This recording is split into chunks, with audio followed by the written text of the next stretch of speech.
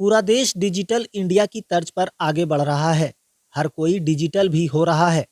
वहीं दूसरी ओर झारखंड में डिजिटल उपकरणों का विरोध करते विभिन्न आदिवासी संगठन के लोगों ने ईवीएम मशीन के बजाय बैलेट पेपर से चुनाव करने की मांग की है और कहा कि यदि बैलेट पेपर के बजाय ईवीएम से आगामी चुनाव हुआ तो हम ऐसा नहीं होने देंगे और ईवीएम मशीन को भी क्षतिग्रस्त कर देंगे। दरअसल लोकतंत्र के सबसे बड़े त्योहार मिशन 2024 की सुगबुगाहट झारखंड में दिखने लगी है। इसके साथ ही विभिन्न राजनीतिक संगठन अपनी तैयारियों में जुट चुकी है, लेकिन झारखंड के विभिन्न आदिवासी संगठनों ने ईवीएम मशीन से चुनाव पर अपनी आपत्ति जताई। साथ ही कहा कि सिर्फ बैलेट पेपर से ही निष्पक्ष चुनाव हो सकता है, क्योंकि ईवीएम मशीन इलेक्ट्रॉनिक है और केंद्र की मोदी सरकार 400 पार का नारा कैसे दे रहे, यानी इन्हें पता है कि सब हमारे कब्जे में है, इसलिए ईवीएम के बजाय बैलेट पेपर से ही चुनाव होना चाहिए। इधर से होके जाएगा है ना। ईवीएम हटाओ, देश बचाओ। सबसे पहले तमाम पत्रकार बंधु को जोहार।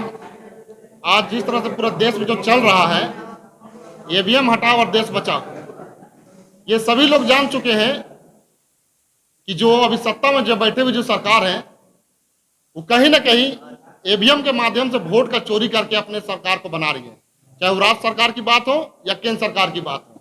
आपने देखा होगा कि अभी सुप्रीम कोर्ट के वकील लोगों ने भी पूरी तरीका से विरोध कर रहे हैं और किसान भी पूरी तरीके से विरोध कर रहे हैं और भीम आर्मी जो एक संगठन है चंद्रशेखर आजाद को भी पूरा विरोध कर रहे हैं। और इसी तर्ज पर मैं बताना चाहता हूं कि इस बार हम लोग ईवीएम को पूरी तरीके से निरस्त करेंगे, समाप्त करेंगे।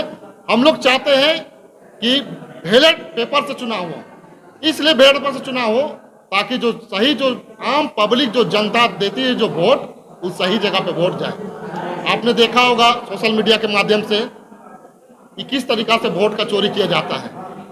आम आदमी का जो वोट का जो चोरी होता है उससे बचने के लिए हम लोग कह रहे हैं इस बार निर्वाचन आयोग को लेटर भी लिखेंगे और लेटर के माध्यम से ये रहेगा कि जो भी हो इस बार चुनाव बैलेट पेपर से होना चाहिए और बैलेट पेपर अगर नहीं होता है तो हम लोग पूरी तरह से विरोध करेंगे और इस विरोध का रूपरेखा हम लोग तय करेंगे।